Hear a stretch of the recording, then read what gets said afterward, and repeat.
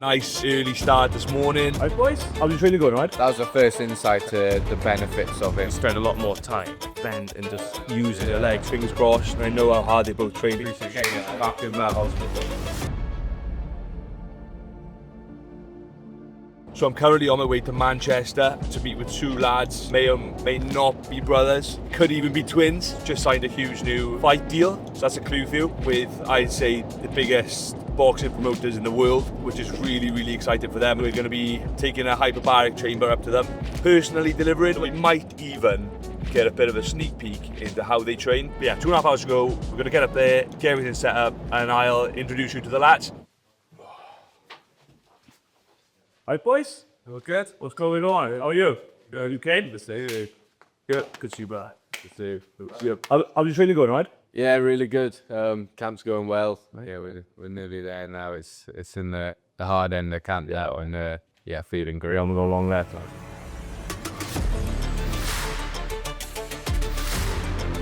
I am Garan Croft, a professional boxer from West Wales. My name is Ioan Croft. I'm a professional boxer based out of Manchester. As an amateur, I got a bronze medal in Commonwealth Games, 2 European silver medals, and now as a professional, I'm 5-0 and just signed a 2-year deal with Matchroom Boxing. As an amateur, I was a Commonwealth Games champion. Since turning pro, I'm currently 5-0 and just signed a deal with Matchroom Boxing. We train twice a day, whether we're boxing, running, or doing our S&C. We're halfway through fight camp now. Things are getting tough, and this is where recovery is really important.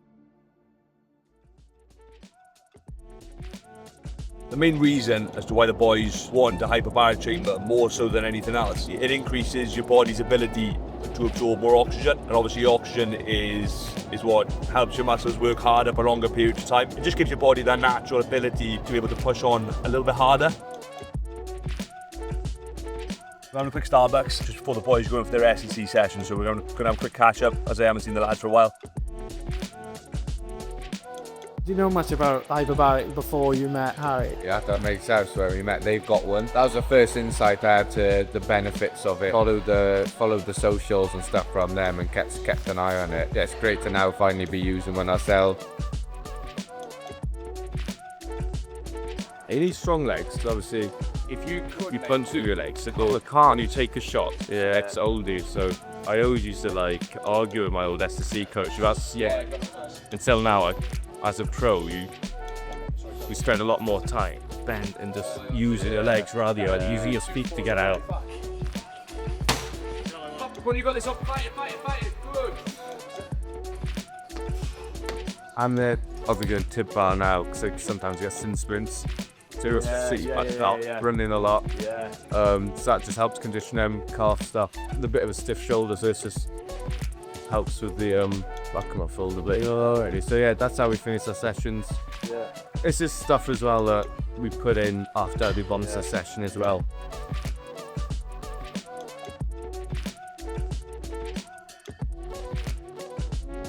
This is when you start to feel, when you're making weight a little bit, you like feeling on you. It's like now we're bringing things down slowly, because after the fight, you'll slowly build back up into it. And then I reckon the hardest you're working is anything from 8 to 2 weeks out. So that like 6-week block is real graft. And now it's just about controlling it.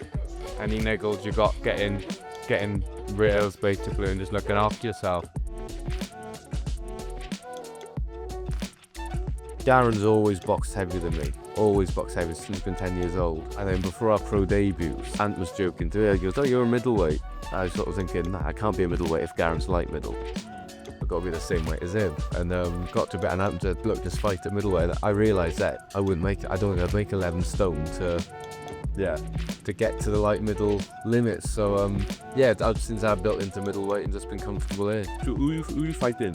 Fighting a Serbian, yeah. He's won about 21, 8 knockouts. I'm right in thinking 12 losses. So he's my first winning record I'm fighting, really. Yeah. What you're going to be doing is you're going to come in, it's 3-step process, so all you have to worry about. First thing you do, switch the concentrator on. Second thing you do is get in.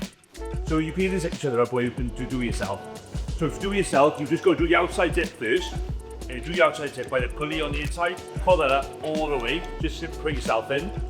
And then you do the inside dip. But obviously because I'm doing that from the outside, we'll do the inside zip first, then we'll do the outside zip. So scissors, grip the bottom, pull the eyes. Well, I could say you've not done it all the way, you it? You probably hear it, got it decent, which means that it's not sealed properly. And then what you can do is come around this side. You can see you've got that valve we were playing with earlier. Yeah. All you're going to do right now, twist that close. So you will twist that close inside as well, right? Is that the only valve to touch? That's the only valve touch, right? So usually I say do 1 turn every minute 4 times. So 4 minutes with those depressurization, and then you unzip the zips to get out, like you said. The 2 health and safety things are don't touch the zip when it's fully blown up, and don't take anything in that's flammable. So I know you don't, but like vaping, No control of it. yeah, No so space. no controller, no through the window there. So we use 2 types of sources, oxygen masked cannulas. So you've got your nasal cannula and you've got your oxygen mask. Now, I prefer using the nasal cannula. I think you two will prefer using it as well. It comparison for the mask. Nasal cannula, because the lines are smaller and because you're having therapeutic amount of oxygen coming through there, which is about the same as you get in hospital. We can't pump it up anymore. So with the cannula, it squeezes the lines so it can increase the flow of oxygen. A little bit, so it feels like you're getting a bit more. Like the feeling you get while you pressurize is like being in an aeroplane. So you're going to need to make sure you're popping your ears. Oh, really? As your equalizer, because if you don't, you get pressure build up in your head. You should feel the need, like doing an airplane. You're going to feel the need to do it. Just like pretend you're sucking on a sweet door, like stretching your neck or just blowing your ears. You know what I mean? Yeah. Did it up? Yeah. And there's the last one. Shut the tune. Shut the. Yes, do that. Boom in. And then you plug your cannula into that. Exactly. I reckon between the 2 of us, we'll manage it.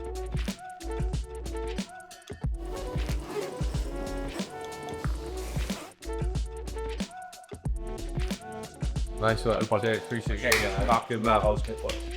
I'm really hoping that they're going to see some benefits with the chamber, obviously leading into their fight. By the time this video comes out, the fight will already happen, fingers crossed. And I know how hard they both trained. It's been an amazing day having an insight into their sort of training camps. We've got a couple more exciting sort of collaborations, partnerships that are going to be coming up. Don't forget to like, subscribe, even drop a comment. Thank you so much for joining us today. Peace out.